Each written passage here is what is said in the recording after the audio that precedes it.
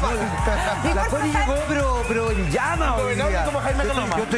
Yo te estoy homenajeando. Oye, El otro día lo molestaron mucho con la chaqueta blanca, el cuento, la cuestión, y yo dije, hoy día... Tito Fuyú Y el gran Néstor Isela que falleció. que sí, que en paz descanse. Un abrazo para su familia, pues fue hace poquitito. Oye, Es lo que tenemos hay. un programa entretenido con mucha información Con y de todo. claramente vamos a estar a las 11:30 en punto ahí en la formalización del caso de Viviana Hackett. Pero antes vamos a comenzar. ¿Qué pasó anoche en Mentiras Verdaderas? Anoche en Mentiras Verdaderas estuvo el gran Jorge Baradit, este escritor que nos ha abierto los ojos respecto de muchos pasajes de nuestra historia.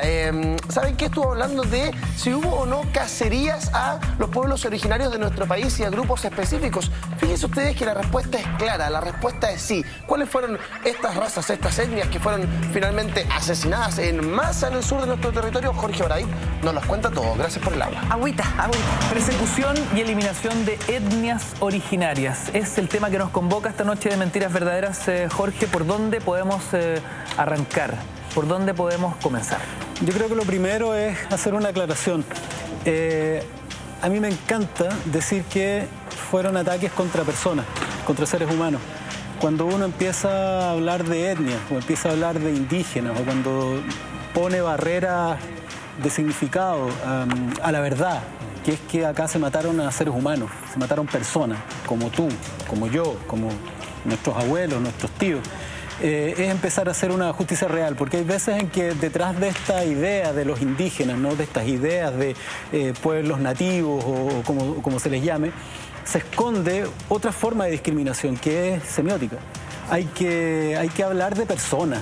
Lo que hubo en Chile fue cacerías humanas para matar seres humanos, familias completas, niños, en un momento en que Chile se estaba preparando para dar un salto al desarrollo, o se estaba preparando para alimentar a grandes empresarios que iban a usufructar de nuestros recursos naturales, o de nuestros pastos, o de nuestro cobre, del salitre, qué sé yo. Entonces, comenzar diciendo eso, lo que hubo en Chile fue cacerías humanas de personas. ¿Quiénes fueron los primeros exterminadores? Es bien fregado porque hay que situarse en el contexto. Hoy día vamos a hablar de 3 o 4 casos que ocurren en la segunda mitad del siglo XIX. Ajá. Hay que pensar que durante el siglo XIX, algo que hoy día es inconcebible, ¿no? Durante el siglo XIX, el siglo XVIII, antes del siglo XX en el fondo, una gran potencia podía llegar a un territorio y decir, clavar una bandera y decir, esto es mío, por la fuerza de su armada, como Inglaterra, que lo hizo por todo, Gran Bretaña, que lo hizo por todo el planeta, por la fuerza de los trueques, de algún manejo político, pero ellos podían llegar y decir, ahora esto es nuestro, ¿no? ¿Sabes qué? Indochina es nuestra. ¿Sabes qué? Gran Bretaña decía, la India es nuestra, se acabó, punto, da lo mismo. Entonces, Chile es un caso bien particular. Chile colonizó hacia adentro, de alguna manera, entre comillas. Colonizó territorio que hoy día pertenece a Chile, la Patagonia, colonizó territorio que hoy día pertenece a Chile, que es la Araucanía, colonizó de alguna manera Isla de Pascua, colonizó también de alguna manera la invasión hacia el norte en la Guerra del Pacífico, con dinámicas muy parecidas a los abusos, a las muertes y a las masacres que los grandes imperios de esos tiempos hacían, pero en ultramar, no contra su propia gente, ¿te fijáis? O sea, llega un momento en que por una u otra razón hay 700 personas, 100 personas vivas en Rapa Nui. Esa etnia estuvo a punto de desaparecer por enfermedades, por maltrato, qué sé yo. Cuando Chile ocupa o llega a un acuerdo, que hoy día los Rapa Nui desconocen, para en el fondo tutelar la isla e incorporarla, Chile le entrega una concesión a una empresa que existe todavía, la Williamson Balfour, que desplaza a todos los Rapa Nui y los concentra, un pueblo acostumbrado a ocupar toda su isla, y los concentra en una esquina diminuta, y ocupa todo el resto para sus ovejas, para sus tráficos y sus comercios. Increíble. Y ese pueblo, confinados en su propia tierra, una esquinita de Isla de Pascua, que ya es chica. En el caso de la Araucanía, ni hablar. La guerra de pacificación de la Araucanía. Disculpa que te interrumpa, Jorge, quiero detener un segundo en lo que me dijiste, que me sorprendió muchísimo. Una etnia que estuvo a punto de desaparecer. Sí. Rapa Nui, el pueblo Rapa Nui. El pueblo Rapa Nui es un pueblo que, bueno, ellos también tuvieron muchos conflictos internos, hubo peleas, hay un momento más o menos identificado en que su economía colapsa producto de la sobrepoblación. O sea, imagínate, es un territorio muy pequeñito, una isla, la gente que la conoce, que es una isla maravillosa, yo me encantaría algún día conocerla. Le mandamos un saludo a todos quienes nos ven en Isla de Pascua, además. Tiene recursos limitados. En un momento la etnia, la demografía, sobrepasa esos umbrales de consumo de sus propias materias primas y se desatan guerras internas, intestinas. Muere mucha gente. Pero eventualmente, con la introducción de enfermedades, con el contacto con Occidente, que es uno de los grandes temas de los genocidios americanos, la semana pasada hablábamos, que se redujo en un 90-95% la población americana, en gran medida por el tifus, la difteria y una cantidad de enfermedades atroces para las que no estábamos preparados. O sea, ropa cochina, ropa usada que sí, venía claro. tapada en bichos, digamos. Exacto. Entonces, Rapa Nui es uno de los ejemplos de una forma del apocalipsis que vive una cultura. Piensa tú que hay un momento, hoy día los Rapa Nui no saben qué significan los ideogramas, esta escritura que está en las tablas, ¿no? En las tablas parlantes, claro, como les llaman ellos, no saben. Tampoco saben cómo efectivamente se construyeron o se tallaron los moai. Se perdió una civilización completa, sobrevivió el ADN, sobrevivió la sangre, pero se perdió prácticamente una cultura que está elevada a la categoría de civilización hoy. La civilización Rapa Nui desapareció. Y lo que quedó fue una etnia reducida a su más mínima expresión. Hoy día ellos están en un intento de recuperación que es conversable, ¿te fijáis? Pero eso fue un apocalipsis. Similar a lo que vivieron, por ejemplo, en la Patagonia chilena, otros pueblos que quizás no tuvieron la misma suerte. Nosotros hemos hablado del concepto de orden, ¿no?, que se impone en este país. Pero hay otro concepto que va aparejado al orden, que es orden para producir. En Chile, a lo largo de la historia, el Estado chileno ha sido capaz de, en nombre del orden, para que la producción económica se mantenga, cometer todo tipo de atrocidades. Siempre el Estado chileno responde con violencia, ¿no? No responde con acuerdo, no, responde con violencia pura y dura. ¿Es el Estado chileno el responsable de que todo lo que estamos hablando se sepa poco y nada en el uso diario, ¿no? En la discusión en las casas, en la discusión en los colegios? Cuando hemos hablado de la historia como un punto de vista, tenemos que decirlo de frente. La historia también es una forma de construir un relato que justifique ciertas acciones, y otras, las injustificables, simplemente las esconde.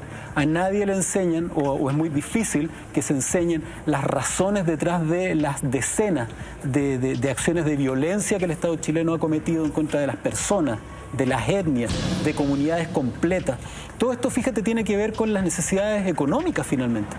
O sea, en la Patagonia no servía la etnia que ocupaba Tierra del Fuego y fue eliminada. El pueblo Selknam. El pueblo Selknam. En cambio, en Rapa Nui hoy es conveniente que la comunidad Rapa Nui florezca por razones turísticas, culturales, por otras formas, y el Estado chileno los protege y tienen algunos beneficios que no tiene el resto de nuestros compatriotas, ¿te fijáis? Entonces hay un interés económico que en este país se impone con la violencia, utilizando todas las herramientas del Estado. Eso es lo peor. Por sobre la dignidad de dignidad humana, ciudadano o persona. Exacto. O sea, hay que pensar, imagínate, en Chile, esto es algo que la gente no sabe, en Chile se llegó a pagar por la cabeza de un indígena, se llegó a pagar 1,5 libras en la Patagonia por la cabeza de un Selknam adulto hombre.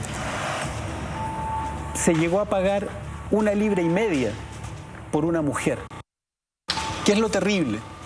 Que originalmente se pedía esa libra por las orejas. Tú lo matabas y le llevabas las orejas. Exacto. Cuando... Esto lo documentó muy bien Patricio Guzmán en su último trabajo, sí, claro, El botón de nácar, ¿no? Exacto. Se pagaba por un seno, es que eso fue femenino, después, por una oreja. Claro. Que primero se pagaba por la oreja. Y entiendo también por los testículos. A veces. Lo que pasa es que primero se pagaba por las orejas, exclusivamente. Ese era el negocio. Ese era el negocio. ¿Usted me trae oreja de indígena? Yo le pago 1 libra. Oreja por plata. Sí, ahí se hizo famoso uno de los monstruos de este país. Este país ha criado cierto tipo de monstruos, ¿no? El Guatón Romo, la Ingrid Olderock, Manuel Contreras. hay un monstruo que se llama McLennan, Alexander McLennan, que lo conocían como el Chancho Colorado, un británico, qué sé yo, colorado, muy rosado él, alcohólico, medio psicótico, que encabezaba una especie de ejército personal mercenario de un gran potentado de la Patagonia que se llamaba José Menéndez, que responde, el caso de estos estancieros de Magallanes, responde a uno de esos grandes mantras de nuestra historia, ¿no? Esos mantras que dicen, oye, pero él daba trabajo, oye, pero él contribuyó al desarrollo, sí, pero en la pasada asesinaban personas, maltrataban familias completas, explotaban a trabajadores. Entonces, esa lógica chilena del, oye, que es como en espejo con el algo habrán hecho, ¿no? El algo habrán hecho tiene su reflejo en el, oye, pero él da trabajo. En el caso de la Patagonia, imagínate, primero se pedía una oreja por Selknam. Cuando empezaron a ver a Selknams vivos, desorejados, empezaron a pedir la cabeza. Qué locura. Y cuando se puso complicado identificar, le pidieron además un seno de mujer, porque valía más. Si llevabas un seno de mujer, te pagaban la cabeza y el seno te pagaban 1,5 libras. McLennan... Me imagino porque una mujer podía concebía y aumentaba la raza. Ahora, exacto, aumentaba la población. Este problema empezó, hay que decirlo de esta manera, este problema comenzó cuando la Tierra del Fuego fue atractiva para un desarrollo empresarial en el fondo, ¿no? Jorge, un breve alto. Estamos hablando de un exterminio como verdaderos animales. Desgraciadamente hay un momento, y esto parte... Ese nivel de brutalidad con el que se le trataba al pueblo Selknam. Sí, imagínate, hay que buscar estos antecedentes en la conquista. En la conquista, tú sabes, pues, hubo una discusión bizantina sobre si los indígenas americanos tenían o no alma, si eran merecedores o no de respeto, si eran merecedores o no de vivir en algún momento. Desgraciadamente, Colón es el primero que determina que los indígenas americanos son dóciles y son buenos para la servidumbre. Y eso abrió pie a una utilización, a masacres, a la explotación y prácticamente a la esclavitud. Hay un momento donde es tan grave esto que el rey de España decide que no debe haber esclavitud de indígenas americanos. Pero eso, por supuesto, tú sabes, ¿no? Echa la ley, echa la trampa, se inventa la institución de la encomienda. Exacto. Que en el fondo es agrupar a los indígenas en un fondo, en un territorio, y ponerlos a trabajar. ¿Pero a cambio de qué? De miseria. En el fondo era esclavitud de todas maneras, ¿no? Una esclavitud encubierta. Era una esclavitud encubierta de todas maneras. En la Patagonia de mediados del siglo XIX era el paraíso de una etnia que había estado habitando ese lugar desde hace 9.000 años. Tú tienes que pensar que 9.000 años es prácticamente Mesopotamia, Egipto, pasó el imperio, pasaron los griegos, pasaron los fenicios, pasaron los romanos, y los Selknam estaban ahí habitando, en comunión con su entorno. De nuevo decir que tampoco pensemos que estos gallos jugaban a la ronda de San Miguel, eran seres humanos, tenían sus guerras, sus atados, pero vivían en armonía con su entorno. Ellos se alimentaban del guanaco, las pieles las tomaban del guanaco, la comida, utilizaban los huesos, tenían una forma de relacionarse con su medio armónico. Ellos eran parte del ecosistema. ¿Qué sabemos de su cosmovisión, en el fondo, tratando de entender al pueblo Selknam más allá de cierta caricatura, ¿no? Sí. Este rasgo indígena patagónico, vestido con muy pocas pieles o enteramente desnudo, navegando por gélidos paisajes. Mira, había muchas etnias. Los Selknam en particular no les gustaba mucho el agua. Esos eran los Yamana, los que eran canoeros y andaban, o los Kawashkar también.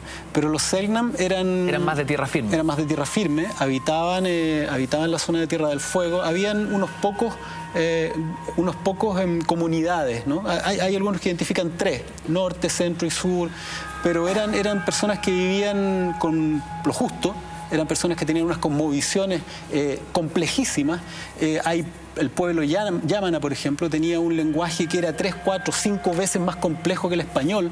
Su obra cultural no eran pirámides, su obra cultural no eran el trabajo en el metal, su obra cultural era su maravilloso vivir ritual con una cosmogonía fabulosa, espiritual o mental, ¿no?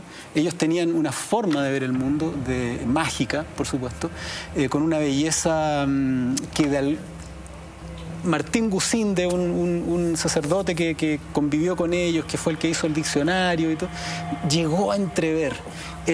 Hay unas ceremonias, como el Cloqueten, por ejemplo, o estas figuras que nos han acostumbrado a ver, ¿no? Esos que estamos viendo ahí en pantalla, que son esos demonios y esos seres, esos espíritus del bosque, de la ceremonia del Cloqueten, en el Jain, que era el ritual para llegar a la adultez de los niños. Qué increíble cómo pintaban sus cuerpos. Y ellos vivían, imagínate, ellos murieron, la mayoría, por gripe, resfrío común. Cuando vivían originalmente... El mismo resfrío común que uno se pesca en el invierno, que te dura una semana. Exacto, 3 días y pasó. A ellos los mató. Fue en parte. Ellos vivían descalzos, caminaban descalzos sobre la nieve. Cuando llovía, se sacaban el traje, la manta de cuero, la doblaban y se sentaban sobre ella. Y dejaban que el cuerpo se mojara. Y cuando paraba la lluvia, sacaban el cuero y se lo ponían nuevamente porque querían mantenerlo seco. Eran personas que vivían en armonía con su entorno. 9000 años viviendo en armonía con su entorno. ¿Hasta cuándo? Hasta que se le descubrió valor económico a la Tierra del Fuego. Hasta que los estancieros europeos descubrieron que la ovejería sería un negocio millonario. Nosotros creo que no podemos dimensionar el nivel de riqueza que alcanzaron algunos de los estancieros. Hay uno en particular, José Menéndez, que te hablaba yo, que llegó a tener 2 millones de hectáreas en Argentina. Hay que entender que creo, me puedo equivocar, pero creo que Santiago todo tiene unas 360.000 hectáreas. 360.000 hectáreas. Él solo en Argentina llegó a tener 2 millones. ¡Qué locura! Tenía 6 Santiagos de extensión, millones de ovejas. Es un país completo, el tipo era dueño de un país. Y Nacho Franzani en Mentiras Verdaderas. Qué sorprendente e impactante es para muchos de nosotros. Yo confieso que esta parte de la historia jamás me la enseñaron en el colegio. Y Jaime me decía, no, yo estaba al tanto de esta situación. Yo sabía, quizás porque estuviste en Punta Arenas, que sabía un poco más, Jaime. Pero es bien impactante, ¿no? Lo descarado de nuestra historia. Yo creo que la mirada que pone Jorge Baradit es una mirada muy interesante, porque tú te das cuenta que en realidad lo que nosotros celebramos como Día de la Raza, lo que se celebra como conquista de América, descubrimiento de América, tiene que ver con un genocidio brutal, tremendo, que no dimensionamos. Yo en algún minuto ayer conversábamos de esto con mi hijo y con mi hija, y en algún minuto ellos me decían, papá, ¿tú te das cuenta lo que es el horror que tienen que haber tenido estas familias? Ser casados. Sí. Casados porque no se entendían. Como animales. Porque no los entendían, porque no los captaban, porque no entendían su cultura. El nivel de ignorancia de ellos es sorprendente. Espantoso. Vamos a revisar un Twitter de Danonino que dice, tremendo tema, en los colegios no hay señas de esta parte de la historia de Chile. Acciones injustificadas se ocultan. Yo estoy un poco de acuerdo con Danonino, porque finalmente, quizás porque tú, Jaime, te has interiorizado un poco más en la historia, pero la que uno le enseñan en el colegio es siempre la parte bonita, es la parte positiva, pero finalmente un verdadero exterminio. Yo de verdad yo nunca lo estudié, nunca lo conocí hasta ya de grande y que uno empieza a leer un poco y hoy día ya tenía alguna idea. Es importante conocer los conflictos que existen en la actualidad, digamos, sobre todo, por ejemplo, él habla también sobre la isla de Pascua. Habla sobre lo que pasó con la cultura Rapa Nui. Y eso, y eso, por ejemplo, en la actualidad es importantísimo, porque los Rapa Nui están exigiendo muchas cosas. De hecho, estuvieron en huelga, ¿se acuerdan? Y todo eso como que pasa de largo, como que no sé, nos enseñan más sobre los egipcios, que no tengo ningún problema con que nos enseñen sobre la cultura egipcia, digamos, pero nuestra propia cultura no. Un tema tremendamente interesante que Jorge Baradit anoche habló extensamente con Nacho Franzani en Mentiras Verdaderas. Cultura general para todos nosotros. Aprendamos un poco más de las palabras de Jorge Baradit. Atención. Me contaba un amigo, el Rafa Cheuquelaf de Punta Arenas, que es el único terrateniente al que se le medían sus tierras en términos de meridianos y paralelos terrestres, no de ubicaciones o puntos geográficos, porque él era el dueño de un país completo en la Patagonia. ¿Cuál era el problema? El problema era que los Selknam, que no tenían una noción de la propiedad, cazaban ovejas, porque para que las ovejas pudieran ocupar el territorio, desplazaron a los guanacos, los sacaron del territorio. Y ellos se alimentaban de los guanacos. Ellos estaban ahí antes. Ellos eran de alguna manera dueños de esa tierra. Por supuesto, no de alguna manera, lo eran. Exacto. Entonces, ¿qué pasó? Ellos veían a este guanaco blanco, como le decían, y cazaban una oveja y se la llevaban. Eso, por supuesto, desataba la ira de los estancieros. Porque estaban violando la propiedad privada. Estaban violando la propiedad privada. Tampoco eran tantos, se estiman que habían 3.000 Selknam en toda Tierra del Fuego. No eran tantos. Qué interesante este punto de inflexión que mencionas, Jorge, porque era justo lo que te quería preguntar. ¿Cuál fue el conflicto que gatilla la necesidad del exterminio? Porque si ellos vivían en armonía con su entorno, sí, claro, llegan los estancieros que traen un modelo económico, de propiedad privada, de explotación, digamos, de los recursos naturales. Sí. ¿Por qué no podían seguir conviviendo en ese tremendo espacio fértil? Ahora entiendo cuál fue un punto de inflexión. Ellos buscaban alimentarse simplemente, lo que habían hecho durante siglos. Y hacían, no les parecían estas alambradas raras. Ellos vivían en territorios completamente libres, desplegados. No les parecían y desarmaban alambradas, mataban una oveja, se metían a territorios que se supone que estaban vedados para ellos. Y entonces, en la lógica de los europeos, de los estancieros europeos, estaban traspasando territorio privado, estaban matando ovejas que les pertenecían y se sintieron y tenían un poder tan grande en la zona. Tienes que pensar que hoy día es difícil llegar a Tierra del Fuego. Hoy te demoras horas, te puedes demorar días en llegar. Yo tengo una amiga que la abuela tenía una estancia en una isla. Tenía que tomar avión, jeep, lancha, caballo, lancha para llegar. Entonces es otro planeta, es Marte. Imagínate, siglo XIX, llegar allá. El poder que tenían estas personas era total, al punto que las autoridades de la zona estaban en total complicidad con ellos. Los ayudaron en algún momento al secuestro y el traslado de indígenas, los ayudaron, gendarmes argentinos están involucrados en masacres, carabineros, o sea, en los policías de la época también involucrados. Ellos hicieron lo que quisieron. Los indígenas, en su desesperación, comenzaron a escapar hacia el sur. Empezaron a huir en una fuga que tú tienes que pensar que fue dejando atrás a ancianos, fue dejando atrás a niños, fue dejando atrás un reguero de gente más débil en esa fuga. ¿Qué fue lo terrible? Lo terrible es que apareció una iniciativa de los curas salesianos para juntar a esta gente y salvarla de la masacre. El cura Fañano consiguió del Estado chileno una isla para llevar a toda esta gente. En el fondo, un traslado, crear una especie de reservación o de concentración indígena en el fondo. Fueron prácticamente exiliados. ¿Y sabes qué es lo terrible? ¿Cómo la historia se repite? Esa isla fue la isla Dawson, que fue la misma isla que utilizó Pinochet para crear su campo de concentración. Exacto. Que mucha gente no sabe, pero ese campo de concentración fue diseñado por Walter Rauff, el mismo diseñador de Auschwitz. Nazi. Un SS que estuvo viviendo en Chile diseñó las estalas de Isla Dawson para Pinochet. Espérate, ¿me estás diciendo que un nazi diseña un campo de concentración? Sí, donde estuvo Toa, donde estuvo... Dicho sea de paso, se filmó una película. Sí, por supuesto que sí. Dawson Isla 10 de Miguel Litín. Esas estalas fueron diseñadas por un ex Schutzstaffel, un ex que estuvo viviendo en Chile hasta su muerte. La muerte salió en televisión, el entierro nacionalsocialista que se le hizo a Walter Rauff. Bueno, el punto es que esa isla Dawson fue la perdición para esta etnia gentil, espiritualmente rica, amable, fabulosa, como vemos en las imágenes.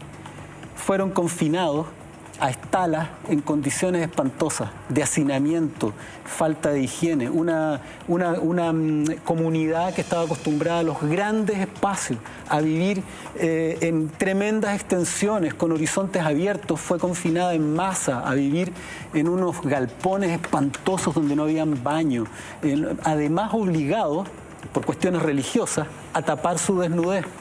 Y ahí estuvo el espanto. Porque para tapar la desnudez les entregaron ropa donada en Chile y en Argentina. Y no hay quien quede que que pida la cuenta, que cobre, que diga qué pasó, dónde están mis familias, dónde están mis antepasados. La tragedia del pueblo Selknam es una tragedia que le salió más o menos gratis al Estado chileno. No hay quien cobre, no hay una manifestación en Plaza Italia, no hay una demanda, ¿no? Ahora, desde hace un tiempo, se están recuperando ciertas nociones al respecto y se está cobrando algo o se está buscando algún tipo de reivindicación. Pero el daño está hecho. Es un pueblo maravilloso, completamente extinto, eliminado de la faz de la tierra de unas maneras espantosas. Cuando yo te contaba de esta situación en la que ellos se vieron, a la que se vieron forzados a vivir en unas estalas infectas espantosas en una isla, hacinados como animales. Hablábamos de una trampa, ¿no, Leguleya, sí, que consistía en una suerte de nueva esclavitud, una esclavitud encubierta. Claro, eso fue durante la época de la conquista, las encomiendas. Pero en ese momento la Iglesia Católica genuinamente intentó salvar a los Selknam llevándolos a estas ¿cómo les llamaban? Ya me voy a acordar, pero son estas reservas, estos lugares. Hubo dos. La que estaba en territorio chileno era la isla Dawson. Genuinamente lo intentaron. También hay que decir que de alguna manera fueron trabajo esclavo o trabajo gratuito para los aserraderos de los sacerdotes. Y también hay que decir que hubo ahí un pequeño aprovechamiento económico. Pero ellos genuinamente intentaron salvar a esta etnia y en ese gesto los mataron. Sin querer, terminaron de eliminar a los pocos que quedaban. Ingresaron cientos a estas reservas, estas misiones salesianas, y el problema era que la ropa que les entregaban para que cubrieran su desnudez, que ofendía por supuesto a la religión, estaba infectada con virus, con parásitos, con piojos que transmitían enfermedades. Ropa que venía tóxica. Ropa que venía, claro, con bichos y virus occidentales que a ti o a mí no nos habrían hecho nada, pero a esta gente que había vivido en aislamiento, imagínate ser una isla, ellos vivían ahí aislados del resto del planeta y fueron muriendo como moscas. El espanto era diario, morían todos los días gente. Lo que quedó fue tan espantoso que estas misiones que comenzaron a fines del siglo XIX terminaron en 1914, 1920, con 10... Estamos de vuelta desde la mañana con 37 minutos, revisando las palabras del gran Jorge Baradit, este escritor que estuvo anoche en Mentiras Verdaderas y que junto a Ignacio Franzani revisaron secretos bien oscuros y ocultos de nuestra historia que muchos de nosotros desconocemos en profundidad. Hablaron de exterminio, hablaron de la desaparición de etnias originarias de nuestro país y de cómo ellos de alguna manera fueron completamente aniquilados. Queremos seguir compartiendo con ustedes este relato. Pongan atención. Hay una misión en particular, no recuerdo el nombre, que terminó con una indígena. En un momento dado las instalaciones eran solamente para una indígena que en el lapso de 20 años había visto fallecer a todo su pueblo. Y en un momento dado le dicen, ¿sabes qué? No queda nadie más. No hay nadie más a quien cuidar. Por favor, vamos a cerrar esta misión. Muchas gracias, que te vaya bien. El exterminio fue total y se vivieron casos, se vivieron situaciones de espanto. En Chile no se sabe, pero de algún modo, en Punta Arenas, en un momento, hubo venta de esclavos. Hay que decirlo de frente, nominalmente no era así, pero se llevaron a indígenas en barcos a Punta Arenas y se exhibieron en el muelle, se pasearon por las calles y se le pidió a la gente que los eligiera. Incluso se separó madres de hijos para entregar a bebés a familias que no tenían guagua. Eso la gente no lo sabe y ocurrió acá, a la vuelta de la esquina, en nuestro tiempo. Seguimos, queridos amigos, conversando junto a Jorge Baradit esta noche de jueves en Mentiras Verdaderas, pero... Increíble, ¿eh? ¿Sabéis qué? 10 de la mañana con 39 minutos vamos a seguir revisando aquello conversado junto a Ignacio Franzani en Mentiras Verdaderas. Pero antes pongan atención a lo siguiente. Yo tengo muchas... Mira, Connie. ¿Sabes qué? Yo creo que aquí hay una cosa re importante que plantea Jorge Baradit dentro de esta clase que nos dio el día de ayer y que tiene que ver con un momento de la historia de nuestro país, de Latinoamérica, que fue muy potente, que es la controversia de Valladolid, que él lo menciona, que es fundamentalmente durante la conquista. La controversia de Valladolid es un juicio que se desarrolla en Chile para ver si efectivamente los pueblos originarios tenían alma o no, o eran animales y se podían esclavizar. Ese testimonio me llamó tremendamente la atención, de que eran considerados de que no tenían alma, por lo tanto no tenían derecho a vivir. O sea, el raciocinio de una persona de que considera de que... Bueno, pero espérate, déjame terminar el tema de la controversia de Valladolid porque es bien interesante lo que ocurre en ese minuto. Cuando se desarrolla la controversia de Valladolid, finalmente, como muy bien lo explica Jorge Baradit, la Iglesia Católica, que tiene otros intereses, en todo caso yo tampoco la protegería tanto, logra decir que efectivamente se puede evangelizar a los pueblos originarios, por ende tendrían alma y no son esclavizables. Claro. Entonces, ¿qué es lo que hacen los intereses económicos? Dicen, ok, ellos sí, pero el pueblo africano no. Y se empieza a esclavizar a los negros de toda Latinoamérica. Dice clarísimo que en nuestro país se vendieron esclavos. En Punta Arenas. Eso es finalmente lo que también como que a nosotros como que en la historia nos pasaron así como, nosotros no tuvimos somos esclavos. Somos súper buenos. Imagínate, siempre fuimos súper buenos. Así es como que esa... Y no se derriba ese mito, digamos, queda por el suelo, ¿no? Mira, tenemos un Twitter de Lorena Valenzuela que dice: qué genial sería poder ver ceremonias Selknam. Hoy, la manera de personificar a los demonios era visualmente muy llamativo. Porque eran pueblos súper ricos culturalmente. Absolutamente. Lo que pasa es que nosotros no los conocimos, no los conocemos y probablemente nuestros hijos tampoco los van a conocer. Hubo un exterminio. De hecho. ¿Y sabes lo que pasa? De que otra cosa de que llama mucho la atención, porque tú dices, ¿qué es lo que lleva a exterminar, o sea, a un pueblo completo, o sea, familias con niños, con hijos? Ya, es que... Lo que decía Jorge Baradit, las necesidades económicas. Sí, lo que pasa es que acá hay algo peor que eso. Tú sabes lo que pasa es que aquí hay un acto de traición. Cuando llegan los primeros latifundistas al sur de nuestro país y ven el grado de cosmogonía, el modo increíblemente complejo de cómo el hombre, como yo lo entendía, se desarrollaba con la naturaleza, ellos son aceptados como seres humanos. Y les explican que si pueden ayudarlos a explorar las tierras, y ellos le hacen algo así como un mapeo absolutamente geográfico para que ellos sepan dónde están. Y les preguntaban, ¿nos podemos instalar acá? Pero si no es mío, todo es de nosotros, somos de la tierra. Somos de la tierra y empezaron a hacer eso. Y luego de que ellos mismos lo reconocieron como seres humanos, con los cuales podían conversar y sacarle información y vivieron un estado de convivencia. Cuando se dieron cuenta del tremendo negocio que había en cercar tierra y criar ganado, se dieron cuenta que ellos los sacaban porque no tienen sentido de la posesión. Claro, ahí empezaron a cercar con alambres y los Selknam no tenían idea que era eso. Iban a buscar a los guanacos, que era su alimento. Claro, y ellos iban a buscarlo porque no tenían sentido de la propiedad. Claro, eso es muy loco, que porque además no la tienen. Además, la cultura occidental nos tiene súper convencidos de que el sentido de la propiedad es inherente al ser humano. No es verdad. ¿Te das cuenta? Y acá estamos viendo que eso no es real. Seguimos revisando más de la tremenda entrevista que Nacho Franzani le hizo anoche en Mentiras Verdaderas a Jorge Baradit. Sorpréndase con nosotros, atención. Esa habilidad le cae en todo este ejercicio de cacería humana, este exterminio de pueblos originarios, estamos hablando sobre todo en el sur extremo de nuestro país, a la Iglesia Católica. Hemos hablado de los empresarios de la época, de la gente que hacía negocio, que explotaba los recursos naturales. Hemos hablado también de las policías, del Estado, de quienes ejercían la fuerza y el orden.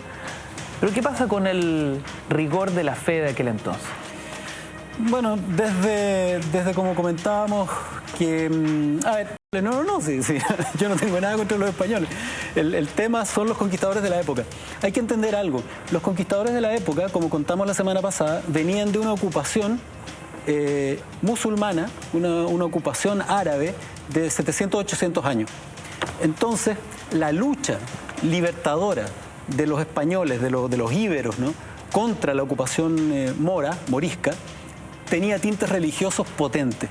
Mientras en el resto de Europa se estaba viviendo el florecimiento de las ciencias con el Renacimiento, el redescubrimiento de la filosofía griega, los indicios de humanismo, todo un florecimiento intelectual, en la península ibérica se estaba peleando una guerra santa, en el más estricto sentido de la frase. Es decir, estas historias que nosotros leemos sobre el mío Cid campeador peleando contra los moros, estaban combatiendo en el nombre de Dios para expulsar a los infieles.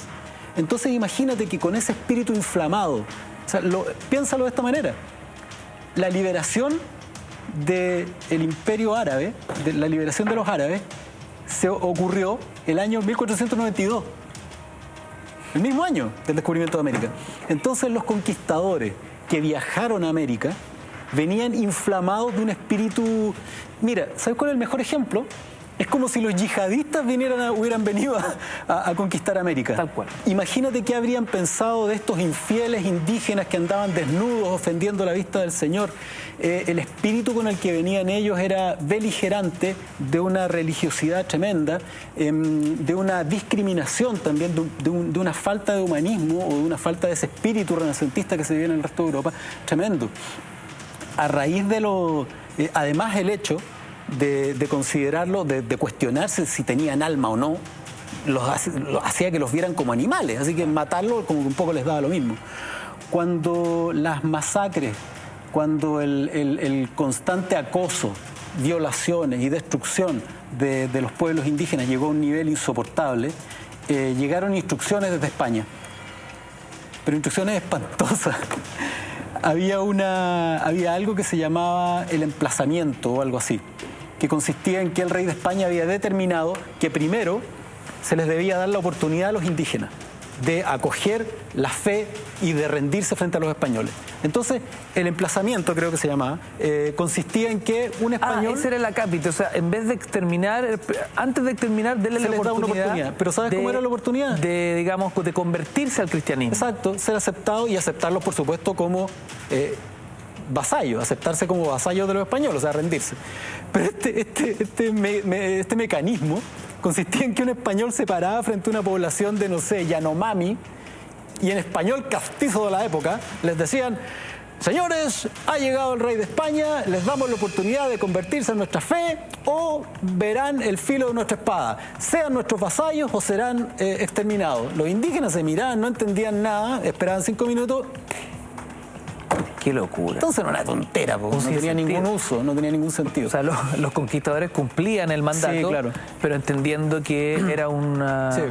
Entonces, era una ridiculez. Claro, desde el comienzo, la conquista y la ocupación de América estuvo muy acompañada de tintes religiosos, y en particular acompañado de la Iglesia Católica. ¿En nombre de la fe se exterminó? En nombre de la fe se exterminó gente, en nombre de la fe se torturó, se mató gente. La Santa Inquisición operó en América Latina, ¿no? De una manera de espanto. Pero yo creo que en el caso de los Selknam en particular, la Iglesia Católica no tuvo una responsabilidad directa, ¿no? Fue indirecta, fue lo que te comento yo. El haberlos hacinado en estos galpones en muy malas condiciones higiénicas, el haberlos dotado de ropas con enfermedades, precipitó el exterminio. Ellos completaron, desgraciadamente, sin quererlo, la labor de exterminio de los estancieros. Y como te comento, llegado los años 50, habían 10, 12 Selknam vivos, y con Lola Kiebya, a mediados de los 60, se fue la última representante de una etnia completa que construyó civilización, cultura, un panteón, dioses, un lenguaje increíble, alucinante. Durante 9.000 años fue exterminado en 25 por el hombre blanco.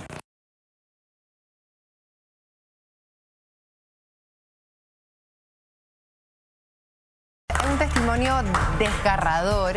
Tremendo. Es tremendo. Pero ¿sabes lo que pasa? Es que me llama también mucho la atención que recién lo veíamos en el último compacto, de que finalmente, claro, por necesidades económicas ocurre este exterminio. Pero también Jorge Baradit lo dice en el nombre de Dios, en el nombre de la fe, en el nombre de la Iglesia. Eso. Y de hecho lo hace de una manera súper gráfica. Cuando llegan los españoles y les dice, o sea, o se convierten en vasallos o si no sacaban sus espadas. Sí. Entonces uno dice... ¿Y dónde? ¿Por qué? ¿Por qué se oculta? ¿Por qué se oculta esto? Porque finalmente es parte de nuestra historia. ¿Sabes qué? Yo creo que, a ver, primero, ¿por qué se oculta? Porque obviamente es muy atingente a lo que pasa hoy día. O sea, si tú piensas esto que nosotros estamos hablando, voy a ser un poquito polémico, pero de alguna manera también avala lo que probablemente le ha pasado al pueblo mapuche, en el sentido de decir, sí, nosotros somos seres de la tierra, hombres de la tierra, y nos fueron arrebatados nuestras tierras. Es una situación súper delicada cuando tú no tienes o no desarrollas políticas que permitan una amalgama forma de integración entre la cultura originaria y la cultura que viene dominante. La historia, y esto es algo que se enseña en historia, la escriben los vencedores. Entonces, de verdad, nosotros sabemos una parcela de la historia, no sabemos la historia completa. Claro, y además, muchos de los libros que nosotros usábamos, ¿no es cierto?, y que se usaron durante nuestra educación, sobre todo, que fue durante, en un momento específico de nuestra historia, que es la dictadura, se emitían pasajes importantes y se utilizaban cierto tipo de historiadores, de un lado y con una sola verdad, es verdad. Y además, como lo veíamos recién con Jorge Baradit, la historia es lo que nos van contando, lo que nos van enseñando. Y de Gabriela Mistral, de nuestra tremenda poetisa, sabemos solo algunos pasajes. En algún momento nos cuentan una versión de su trabajo. Después se habla un poco de su historia privada, de su vida privada, de su homosexualidad. Pero, ¿cuál es el legado real de Gabriela Mistral? Pongan atención a Jorge Baradit. Hablamos de Gabriela Mistral. Sí, una de las cosas que más rabia me da es cuando convierten a la Gabriela Mistral en una viejecita autora de rondas infantiles. Cuando se desactiva este personaje, que es parte también de las formas de operar del status quo, es una forma de operar de esta búsqueda de estabilidad, ¿no?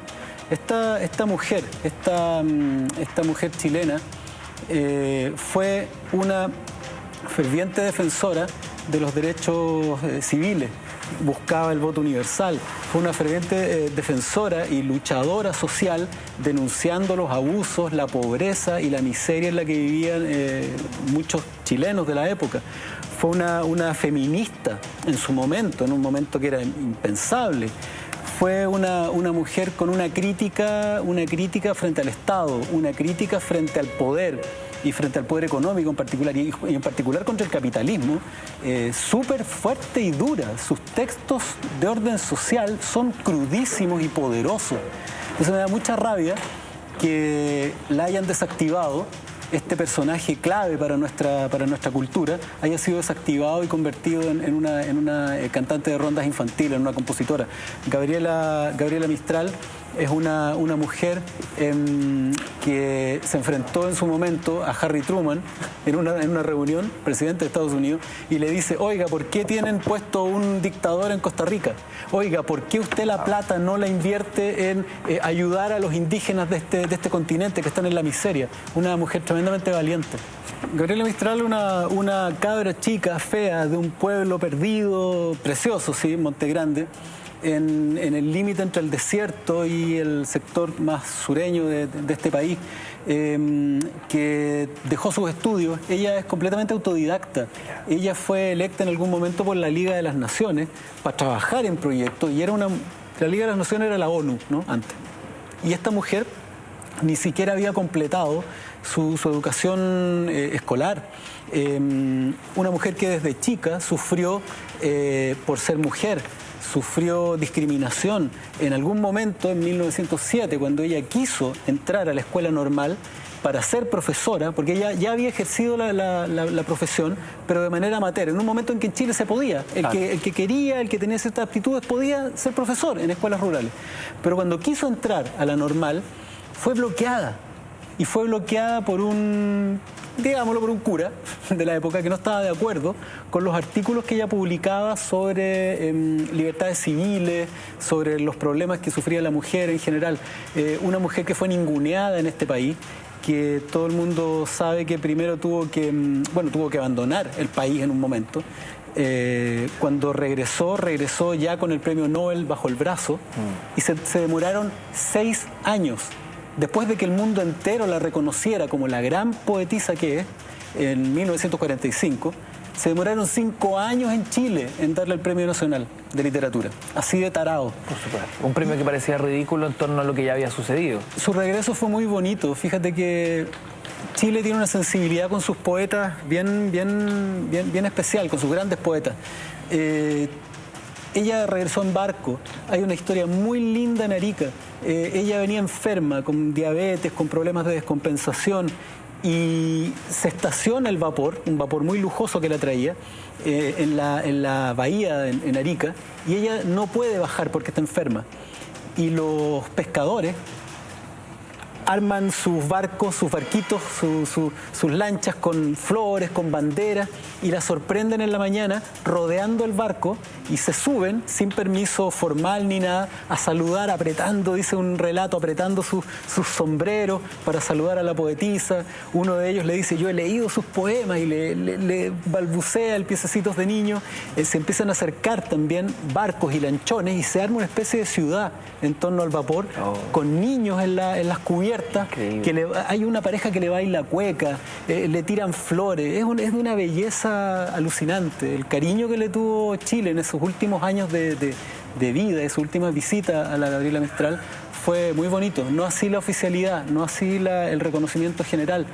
Hay un momento cuando ella es invitada, creo que en 1922, es invitada a México, en el Parlamento chileno, pues es invitada a México a ayudar a la revolución educacional mexicana. Perfecto. Ella se va a México invitada a hacer una reforma educacional completa.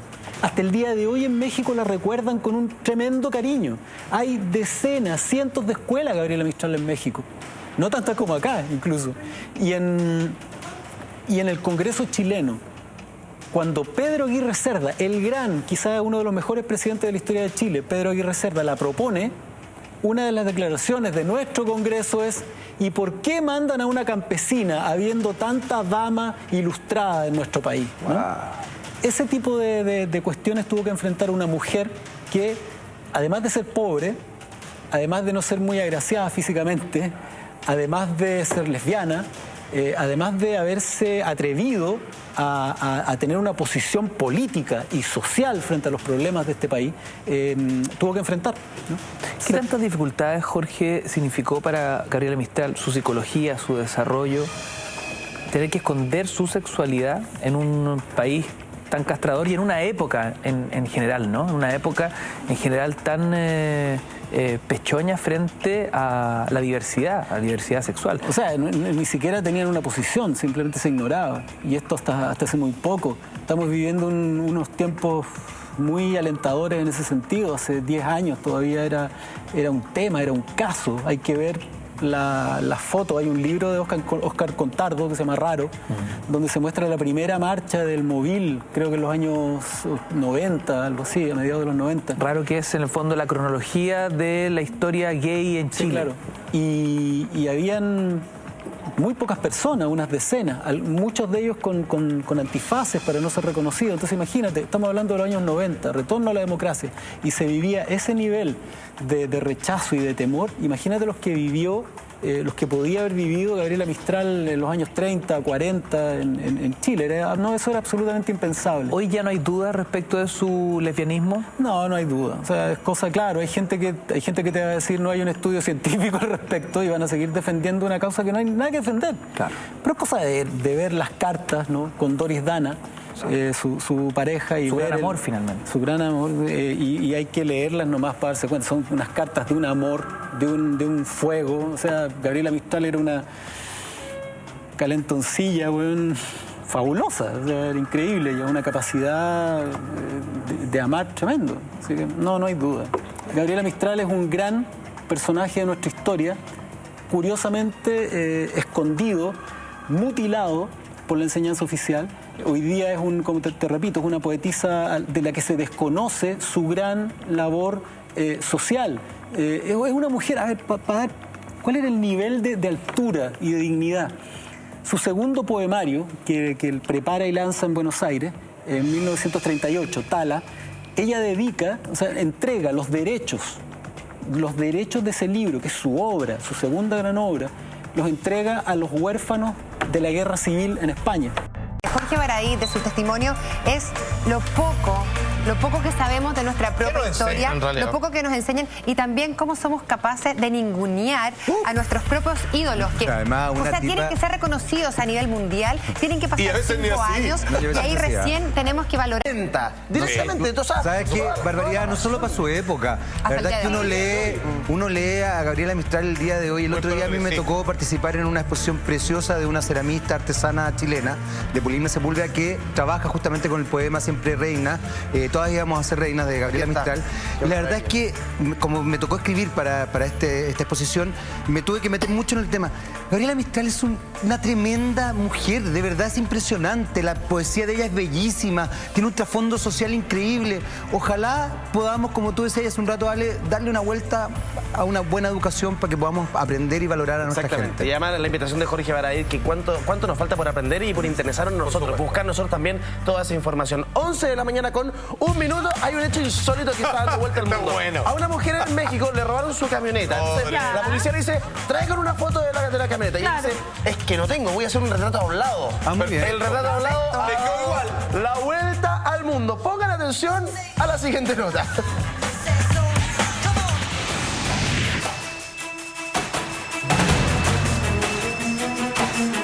A Sara le robaron su camioneta Nissan Pickup del año 91. Es el drama de una mujer en la ciudad de Hermosillo, en México. Desesperada y sin imágenes de su vehículo robado, decide publicar en Facebook este mensaje. En el día de ayer en el Tianguis de Héctor Espino nos robaron una pickup Nissan modelo 91. El carro está fondeado gris con el techo negro. Si lo ven, por favor, llamarme al 66-22-2-14-393. No tengo fotos, pero dejo un dibujo. Este dibujo.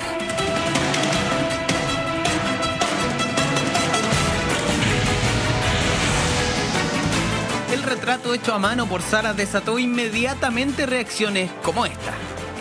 La única información que tenemos es esta fotografía.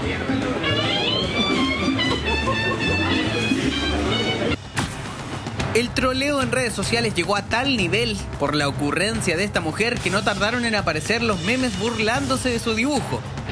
Algunos aludían a haber encontrado la famosa camioneta en México. Otros decían que ya estaba pintada y hasta en un cohete de la NASA se les ocurrió ponerla. Así sería en realidad la camioneta que por estos días es una celebridad en redes sociales.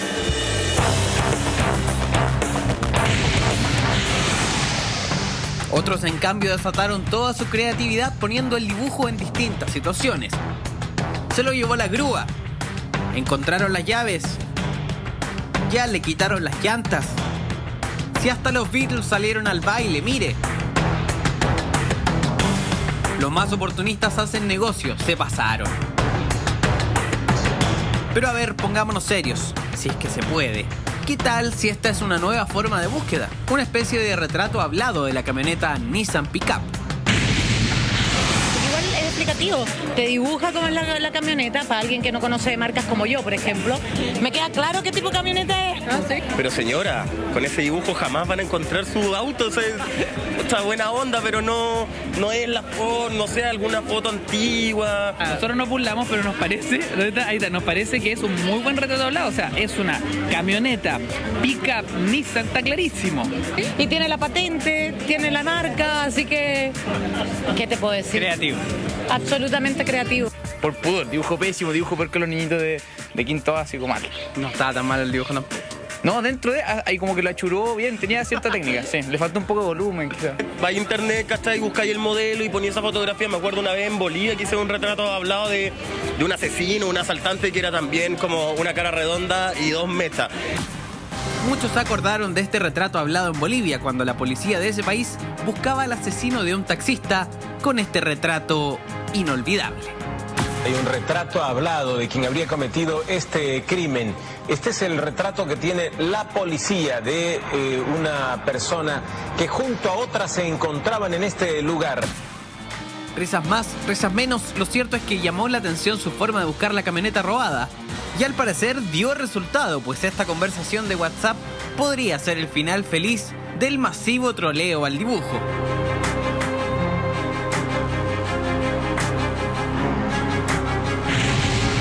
No te pasa. Notable. Esta fue la forma más efectiva para que esto se haya viralizado a nivel mundial y finalmente ella logró encontrar su camioneta. Imagínate. Porque agarró tanta fuerza de que obviamente si tú ya veías, sabías cuál era la patente, sabías cuál era el color, sabías que era pick-up, listo, ¿qué otra información necesitabas?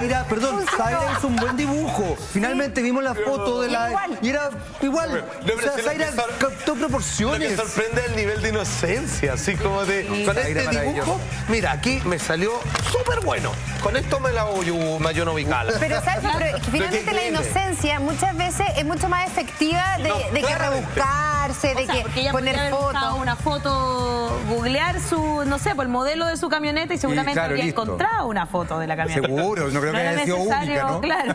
Ahora, sirve, funciona. ¿De qué funcionó? Funciona perfecto, porque encontró la camioneta. La encontró. ¿Qué le parece mi retrato al lado de Salfate? Mira, ya la tenía. Pero es que ¿sabe qué? A ver dónde se... Hay una cierta característica en el dibujo que lo hace súper reconocible. Asesino se busca.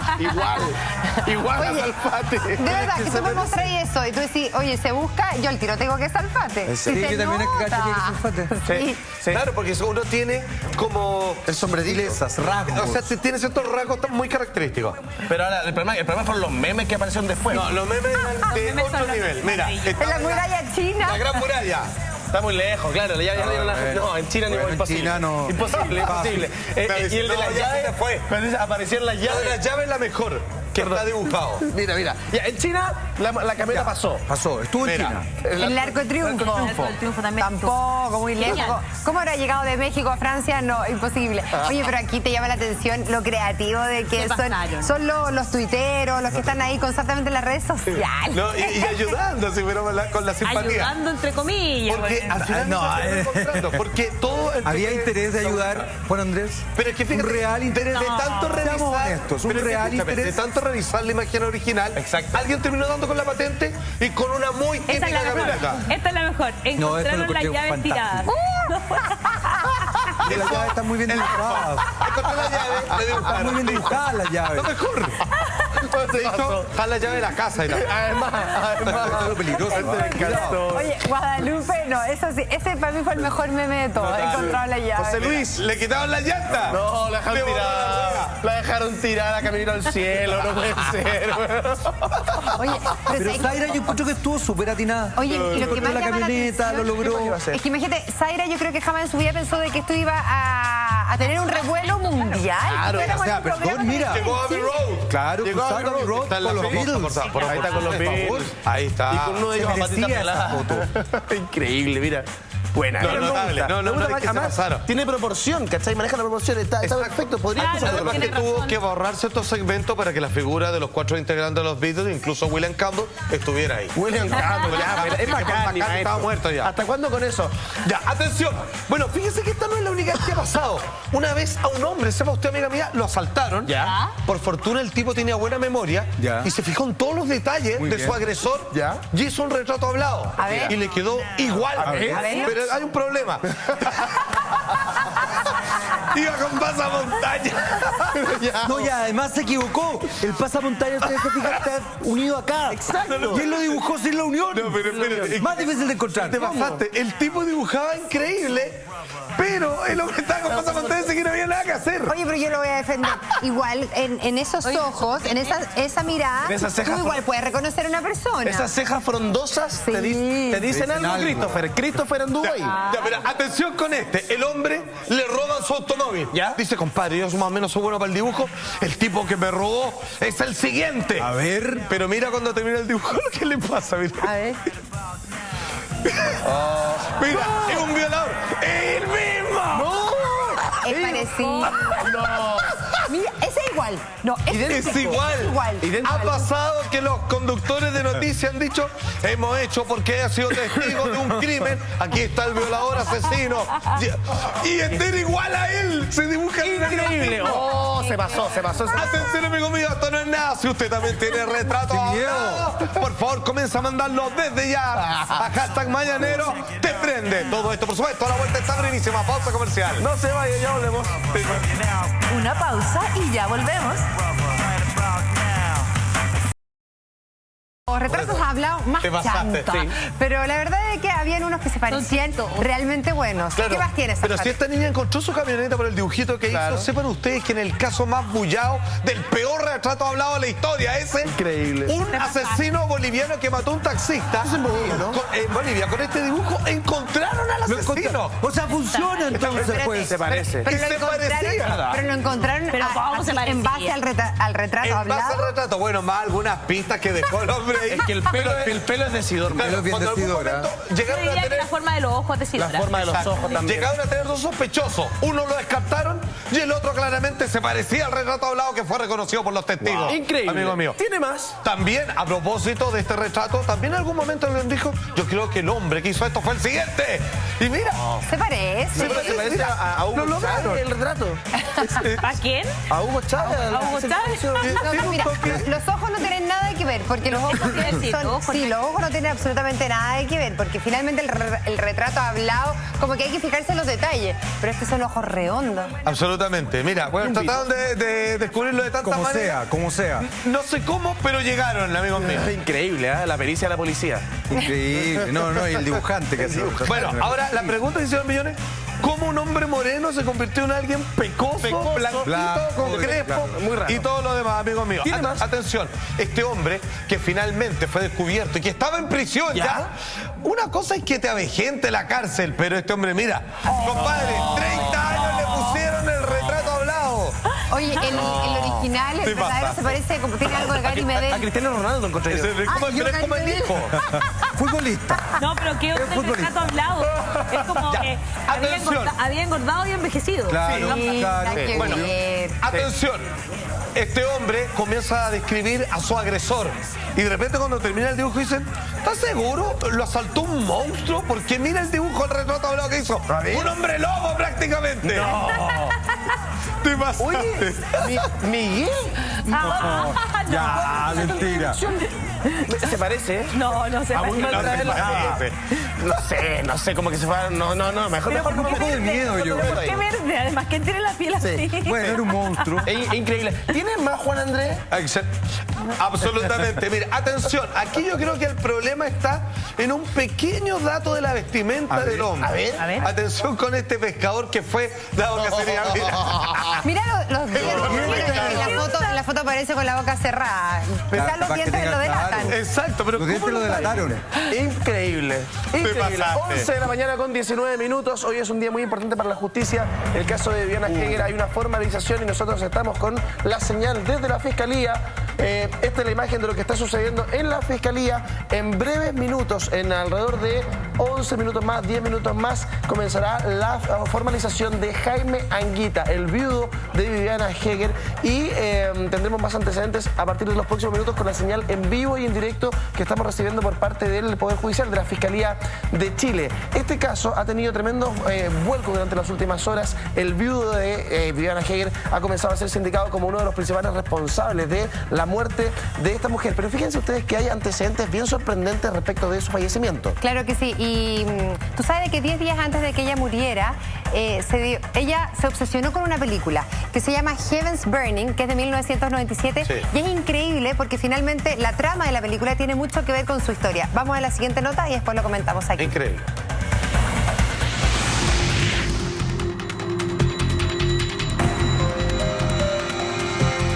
Ya son 5 años desde aquel 29 de junio, cuando Viviana Heger desaparece misteriosamente en Puerto Varas. 5 años donde la investigación sobre su muerte ha navegado por diferentes versiones y en la que este día viernes es clave. Pero durante estos años, declaraciones de familiares y amigos de Viviana Heger han tejido distintas hipótesis sobre la real causa de su muerte. Sin embargo, y aparentemente, todas apuntan en una sola dirección: su esposo.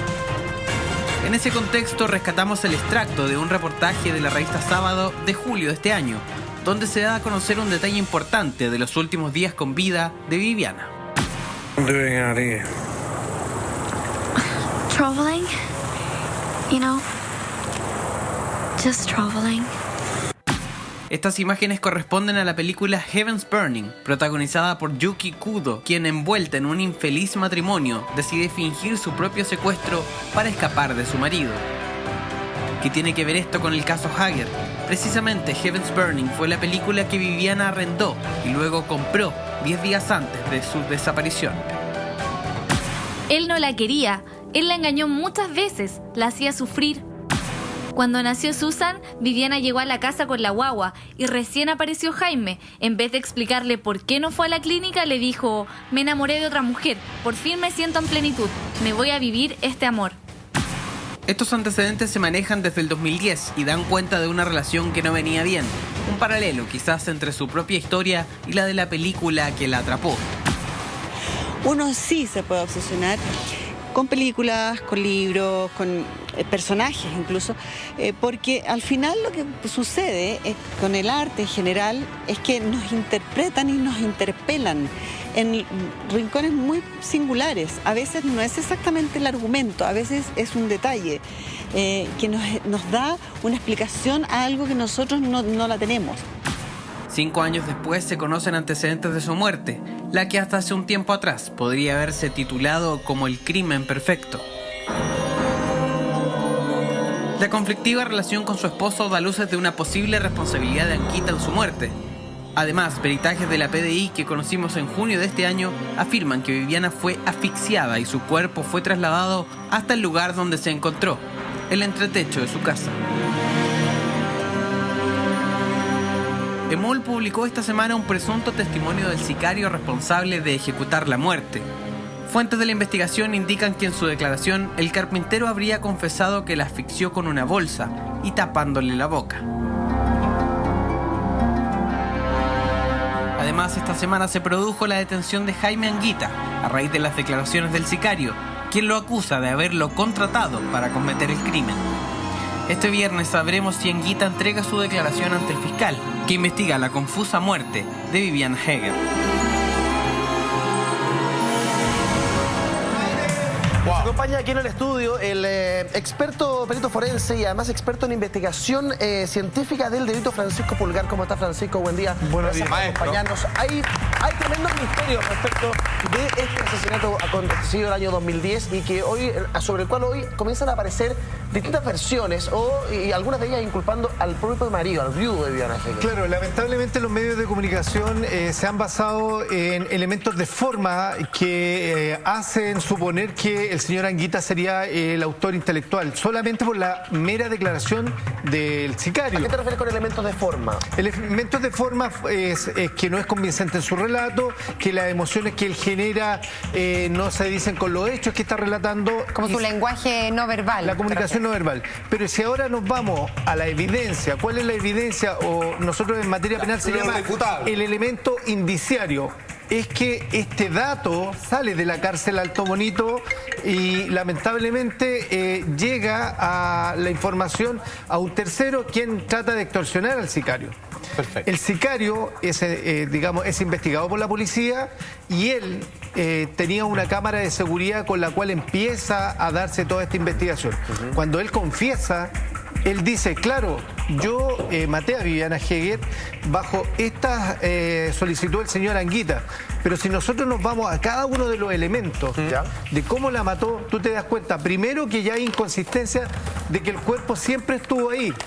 Y en muchas investigaciones se dijo que el cuerpo no estaba en ese cuerpo.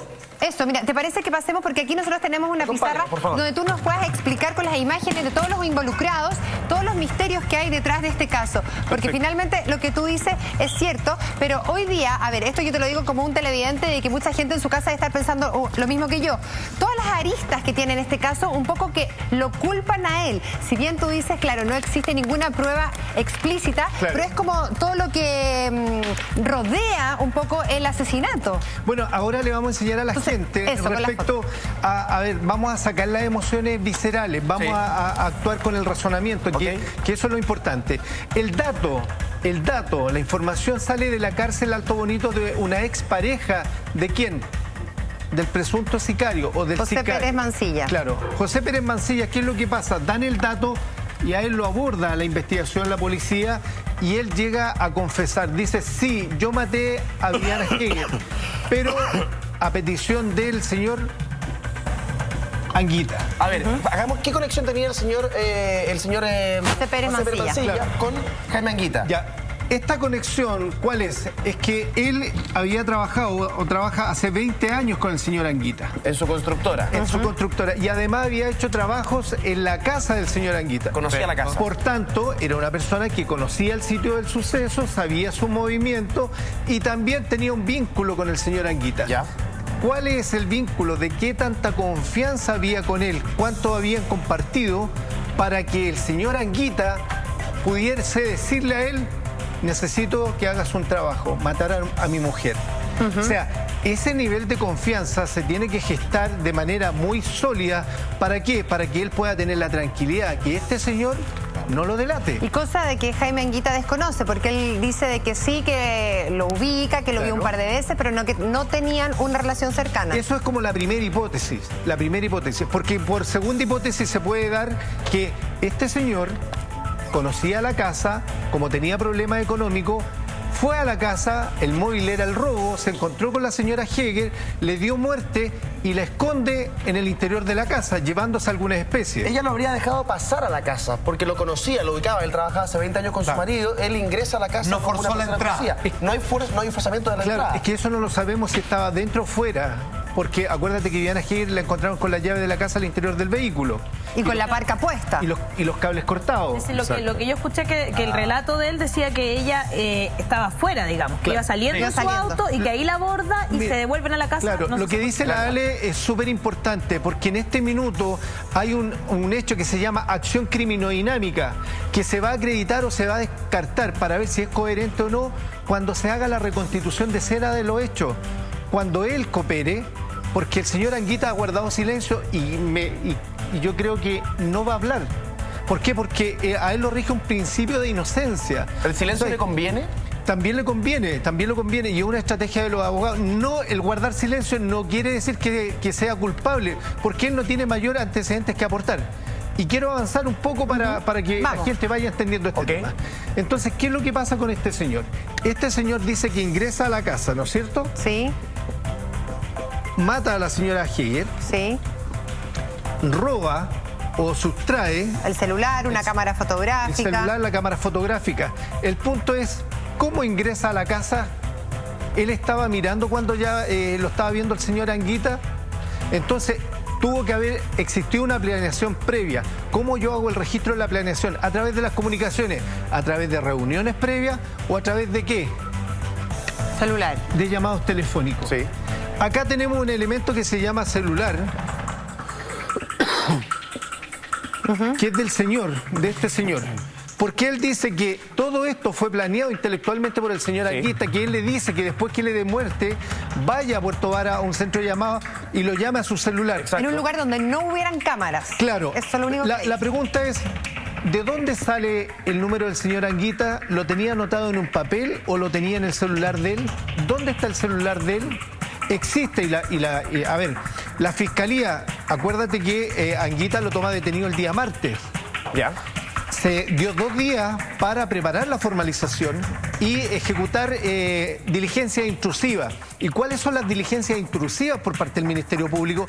Es solicitar el levantamiento del secreto bancario para ver los movimientos de qué, de dinero que pudiese tener el señor Anguita y el sicario. Francisco, mira, danos un segundo porque tenemos un Twitter de una pregunta que dice así.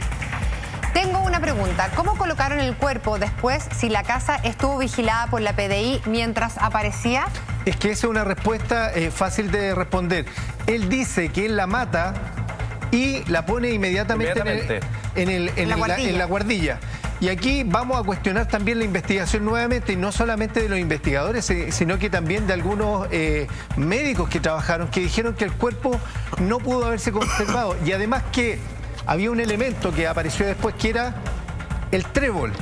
El famoso trébol, que estaba verde en el taco de Viviana Heger. ¿Por qué estuvo verde?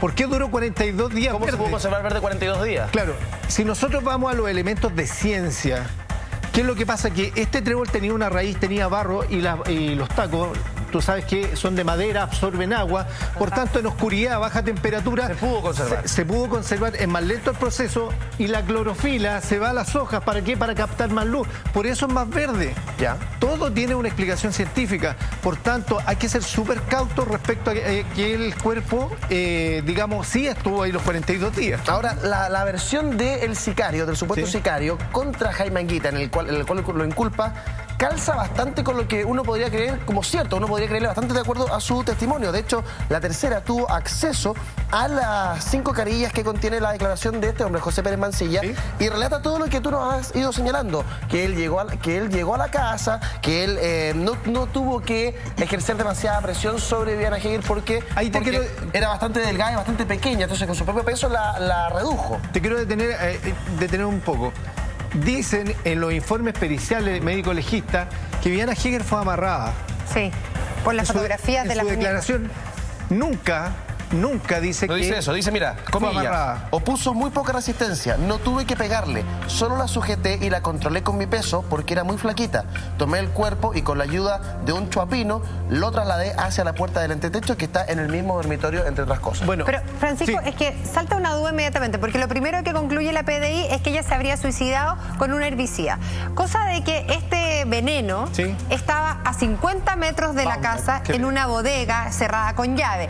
Y finalmente nunca se comprobó de que nunca le habían sacado ni siquiera una gota al líquido que aparece en esto. Pero había una jeringa en el sitio del suceso que está en las fijaciones fotográficas que no se levantó ni tampoco se supo qué contenido tenía esa jeringa. Es un elemento no menor. Pero entonces, es que llama la atención cómo la Policía de Investigaciones puede concluir una cosa, después 2 años después retractarse, después 2 años de nuevo después volver a decir lo último que dice Vivian Bustos, de que esto habría sido con ayuda de terceros y que habría muerto por asfixia. Entonces tú dices, ¿cómo en 5 años se ha ido cambiando tanta la conclusión de la PDI? Bueno, lamentablemente es que aquí nos vamos a los elementos de forma y fondo. Los elementos de forma no tienen una base científica, los elementos de fondo sí la tienen. Y ahí es el trabajo de los médicos legistas para estos equipos multidisciplinarios poder determinar cuál es la causa de muerte de ella.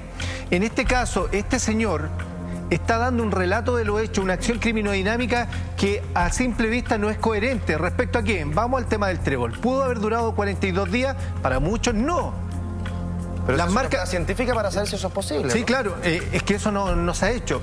La amarra o las marcas que aparecen en la muñeca fue amarrada, pero él dice que no fue amarrada. Entonces hay inconsistencia. En el caso hoy, Heger, hay más dudas que certeza. Yo he escuchado medios de comunicación que dicen prácticamente el señor Anguita es culpable porque el sicario dio detalle. Asesino y mentiroso, publicó un diario hace pocos días. ¿Se puede inculpar a este hombre, se puede inculpar al viudo de Viviana Heger en base a lo que dice este supuesto sicario? No es suficiente. La mera declaración de él no es suficiente. Toda declaración tiene que tener un sustento técnico y científico comprobable. ¿Para qué? Para que el tribunal oral en lo penal, quien juzga a las personas, no el sentido común de la gente, y lo digo con todo respeto, mucha gente, sobre todo de Puerto Vara, Puerto Montt, pueden decir el señor Anguita es culpable. Pero la justicia no funciona en base a lo que dice la gente, sino que a los medios de prueba. Entonces yo le pregunto a la gente, ¿usted creyó en su casa que Viviana Heger no estuvo siempre en la casa? Bueno, respóndase ahora por qué el sicario dice que siempre estuvo. Otra pregunta, el sicario, la investigación dice que ella fue amarrada de manos, y eso lo acreditaron los médicos, pero el sicario dice que no la amarró. Respóndase usted mismo. ¿Existen dudas razonables? Las existen. Claro. El señor Anguita, esta misma inconsistencia en la investigación médico-legista de la PDI, etcétera, la va a tomar en su favor para defenderse. Francisco, que la ciencia haya podido determinar de que ella estuvo con las manos amarradas, con las muñecas amarradas, y que este hombre señale algo completamente distinto, ¿vota su discurso completo? ¿Vota su relato completo? Puede votar su relato completo, pero no obstante que ella tenía una blusa que era elasticada. Los cuerpos en putrefacción, cuando empiezan su proceso de descomposición, se comienzan a inflamar.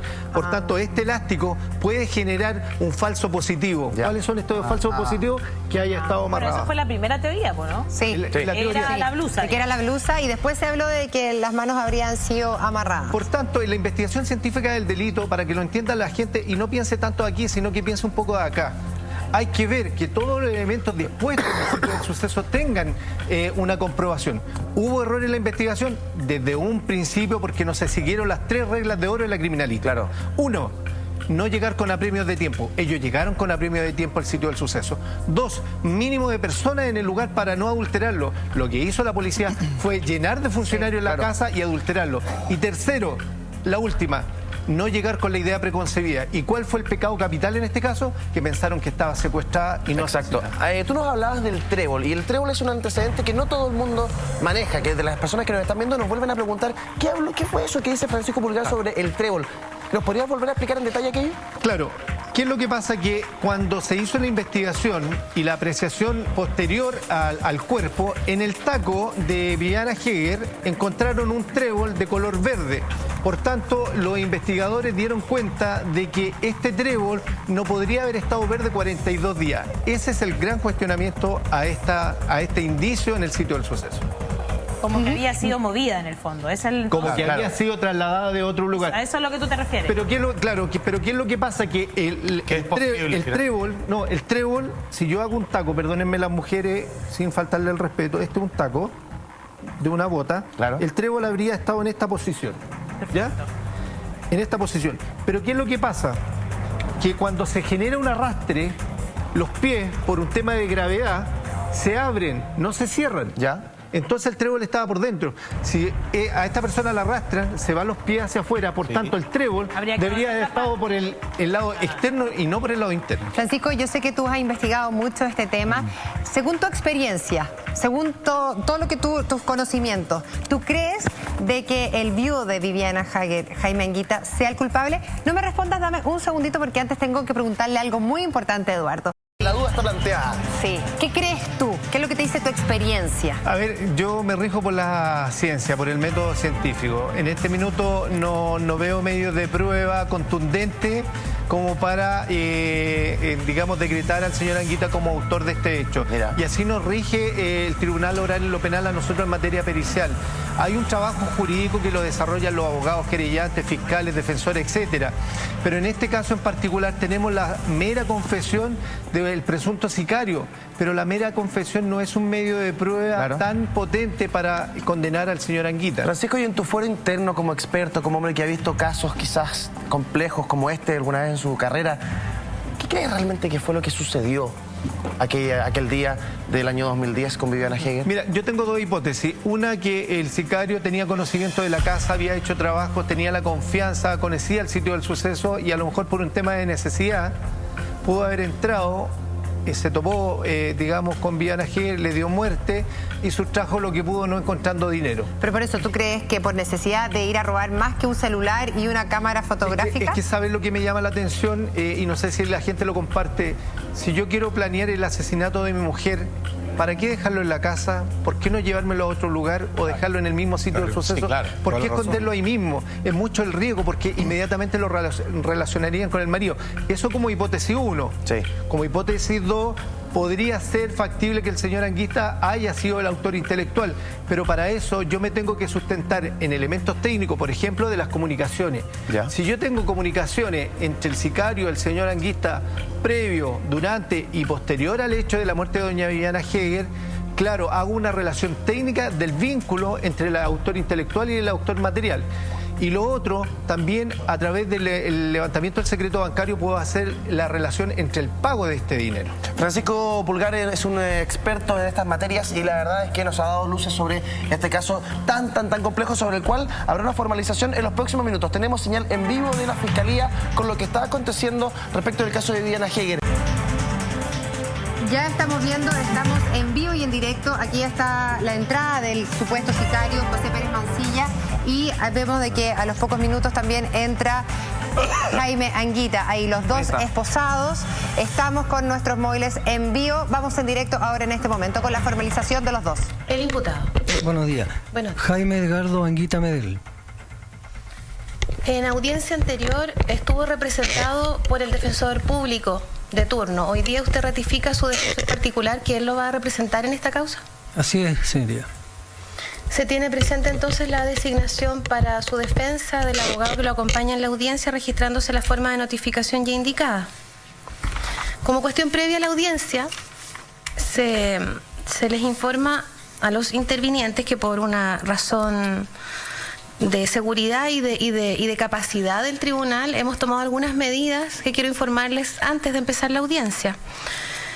Es un hecho conocido de todos los presentes, ¿cierto?, la connotación pública de este caso, el interés por la publicidad de la audiencia. Hay una lista de 48 personas acreditadas de medios de prensa que están en el tribunal en las dependencias después de la puerta de acceso a la sala. Y por la razón ya indicada, el acceso a la sala se ha restringido a los familiares, a los intervinientes, a los defensores, fiscales, querellantes y a las personas vinculadas a las dos instituciones. El acceso a los medios de prensa no es posible en la sala, como primer punto, por una razón de espacio y seguridad. La sala, como ustedes ven, está completa. El acceso de los medios de prensa se pone a disposición de los intervinientes y también de los medios de prensa a través del canal del Poder Judicial, la transmisión en línea de la audiencia, para que sea un acceso igualitario para todos quienes tengan la necesidad y la posibilidad de acceder a lo que va a ocurrir hoy día en esta sala. Sobre ese punto, ¿alguna observación los intervinientes? No hay objeción, señoría. Entendemos que de esta manera se resguarda el principio de publicidad que opera respecto al nuevo sistema procesal penal. Magistrado, la parte querellante no tiene ningún tipo de reparo. La defensa no, señoría. En la medida, su señoría, que se mantenga de igual forma como se ha hecho por el tribunal en cuanto a las reservas de rostro y de lo que ha indicado el tribunal en otras oportunidades. Teniendo presente entonces lo expuesto, la transmisión de la audiencia se hará a través del canal del Poder Judicial para que esté con acceso disponible de todos los medios de prensa que ya están acreditados, y el acceso de estos se ordenó, porque tampoco hay espacio en el hall del tribunal para todos los medios de prensa, en orden de inscripción previo al inicio de la audiencia, y está acreditado el medio Chilevisión, TVN, Mega, Gratísima, El Yanquihue, Las Últimas Noticias, Radio Sabo, Inet, URGRS, Reloncaví, Canal 13, La Red, El Mercurio, Los Lagos, TVN, El Conquistador, Crónica Libre, Sago, Bio Bio, Canal 5, Sur Emergencia, La Red, CNN, Acogida, Patagonia Press, Agricultura, La Tercera, Sur Emergencia y Tele 13 Radio. Para información de los intervinientes. Por orden de llegada se le dio la posibilidad de ingresar. Estamos revisando la primera parte de esta audiencia de formalización de Jaime Anguita y de José Pérez Mancilla, el supuesto sicario. Y hay un gesto bien particular. Cuando Jaime Anguita hace ingreso a la sala donde están sus familiares, los intervinientes y el Poder Judicial, él se lleva sus manos a la boca y lanza un beso hacia alguien que está ahí en aquel lugar. Me da la sensación que puede ser algún familiar, alguna de sus hijas. Bueno, recordemos de que él es muy cercano a su madre, a su hermana, y recordemos de que su hija mayor, la que en ese entonces tenía 14 años, o sea, es decir, hoy día tiene 19, ella viajaba el miércoles, jueves, viajaba y estaba aquí en Chile el viernes para la formalización de su padre. Recordemos de que ella en Facebook le dio todo su apoyo, y ella quería estar con él el día de la formalización. Entonces, como que uno cree de que debería ser hacia la hija o hacia su madre, su hermana. Un tema no menor. ¿Por qué? Porque el juzgamiento que hay en el caso del señor Anguita es por parte de la familia de doña Viviana Heger, claro, las hermanas, y por la comunidad. Pero, ojo, muchas veces se dicen que hay maltrato psicológico, maltrato físico del señor Anguita, pero quienes viven y conviven día a día en esa casa es la familia, padre, madre, hijos. Exacto. Entonces la apreciación de ella también es valorable. Pero Francisco, hay una cosa que llama mucho la atención, porque cuando esto fue hace 5 años, la madre de Viviana Heger y las hermanas, ellas siempre conversaron con la prensa diciendo de que el culpable que había sido un homicidio de Jaime Anguita. Pero hoy día ellas no han hablado con la prensa, y lo que ellas dicen es de que ellas quieren pelear por la custodia de la hija menor, que tiene más o menos 11 años. Sí, claro. Entonces es por eso de que ellas han preferido mantener silencio. Bueno, es conveniente esa posición. Ya el objetivo de ellos se cumplió, que es imputarle el delito de homicidio al señor Anguita. Ahora él tiene derecho a defensa, Pero vuelvo a insistir, la mera confesión del sicario no es prueba suficiente para condenar al señor Anguita. Sí, claro. Él también va a tener un derecho a defensa. Por tanto, la defensa del señor Anguita se va a tomar de todo lo malo de la investigación de este caso. ¿Para qué? Para decir que él no tiene ninguna responsabilidad. O sea, son más que varios, son bastantes. Esta formalización con medidas especiales, con solamente familiares y personas que intervienen en el caso, en la Fiscalía de Puerto Varas. ¿Qué podemos esperar de lo que va a suceder en los próximos minutos en aquel tribunal, en la Fiscalía? A ver, la gente se debe estar preguntando en su casa qué va a pasar con el futuro del señor Anguita. Al sicario claramente va a estar en prisión preventiva y a lo mejor dictan 90 días de investigación para que se aclaren muchos de los temas, o 180 días o 120. En el caso del señor Anguita pueden haber dos escenarios judiciales. Uno, que quede en prisión preventiva mientras dure la investigación, o lo otro, quede con una medida cautelar de arresto domiciliario total. Situación que no va a ser muy bien aceptada por la parte querellante ni tampoco por la familia de la señora Viviana Heger. Pero eso va a depender de qué, lo que hablamos del medio de prueba. ¿Qué es lo que tiene la Fiscalía? ¿Tiene transacciones bancarias entre el señor Anguita y el sicario? ¿Tiene conexiones telefónicas previas, durante y posterior al hecho? Ese es un medio de prueba valioso que el tribunal, en este caso el juzgado de garantía, va a valorar para ver si lo manda a prisión preventiva. ¿Esas pruebas ya existen o no? No lo desconocemos. Nadie sabe. Ahora lo vamos a saber ahora. Porque finalmente los movimientos bancarios claramente deberían existir. Si es que existe el vínculo entre el señor Anguita y el sicario. Yo quería tomar algo que decía Francisco que me parece súper relevante en realidad y que claro, es súper fácil quemar en la hoguera. Somos buenos para agarrar a cualquier persona y decir, no, que se queme en la plaza y después nos arrepentimos cuando nos damos cuenta que... Claro, responsable. Y fíjate que Francisco decía una cosa bien relevante. A ver, esta es una familia. Y resulta que las hijas no son mujeres ni traumadas, ni están en shock, quieren a su padre, tienen una buena relación con él, etcétera, etcétera, etcétera. O sea, si realmente era tan horroroso todo lo que ocurría al interior de la casa, ¿tú crees que eso no se traduce? Lo hemos hablado muchas veces con psicólogos, gente experta. Eso se traduce en los niños siempre. Sí, claro, pero perdón, Jaime, un paréntesis muy pequeño ahí. Jaime Anguita, en su entrevista que hizo a una de las revistas del diario El Mercurio, la revista Sábado, julio de este año, dice que él, a partir de lo que vivieron, él recién ahí comienza a tener una vida más feliz y más plena. Pero hay otro elemento que también mencionaba Francisco y yo creo que es bien relevante. Le hemos dado mucha importancia a la lectura del lenguaje no verbal. Pero resulta que nos hemos olvidado que las construcciones de personalidad son variadas y múltiples. Y hay gente que es fría, hay gente que de verdad le cuesta expresar las emociones. Este es un tipo que evidentemente está en shock. Evidentemente. O sea culpable o sea culpable, igual está en shock. Porque o lo pillaron o no lo pillaron, pero está en shock. Claro, está en shock, pero según sus palabras, él está viviendo justo antes, o sea, hace una semana, él decía de que estaba viviendo el momento más feliz de su vida. Pero es que todo eso tomándome de eso, hay una pregunta que todavía no respondemos ni siquiera al sicario. La pregunta es... Francisco, un segundito, volvamos a la audiencia que estamos en vivo y después continuamos con esto. Entre la persona del señor Pérez y la persona del señor Anguita, del Ministerio Público. Fiscal. Complementando la formalización, magistrado, complementando la formalización respecto de el momento en que ocurre el hecho, ¿verdad? Se encuentra precisado en la investigación como el día 29 de junio del año 2010. ¿A cuál hecho se refiere? Al hecho ¿que pregunta el defensor? En el cual el imputado, ¿verdad? Vera Mancilla provoca la muerte por asfixia de doña... La fecha de la muerte. ¿Y respecto a la pregunta del defensor? De acuerdo a los antecedentes de la carpeta de investigación, el concierto y la llamada de teléfono se habría realizado desde la comuna de Puerto Varas.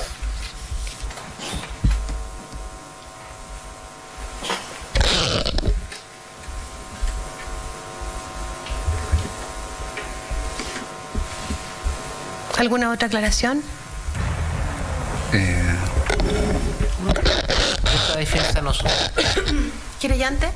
Es un proceso, como veíamos, de alguna manera lento, engorroso, quizás hasta tedioso en algún momento, porque claro, la pregunta una parte, responde otra parte. ¿Cuál es la pregunta clave? ¿Cuál es la motivación que tuvo el señor Anguita para acudir a un sicario y que le diera muerte a su señora? ¿Los problemas que tenían de convivencia en la casa? Si fuese así, en Chile muchas familias tienen muchos problemas y tendríamos muchos sicarios. Si tuviera un amante, por favor, de verdad es como...